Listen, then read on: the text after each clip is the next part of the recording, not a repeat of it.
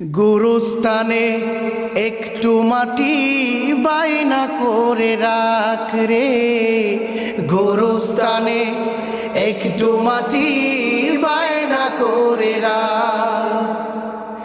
আতর গোলাপ সুরমা চন্দন কাফন নামের দেহ বন্ধন, আতর গোলাপ সুরমা চন্দন কাফন নামের দেহ বন্ধন।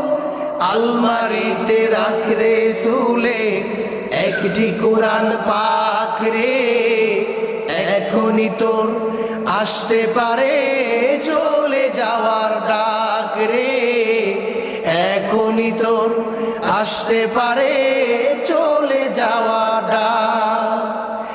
ভালো মন্দ শত্রু মিত্র কেউ বা যদি যাবার আগে সবার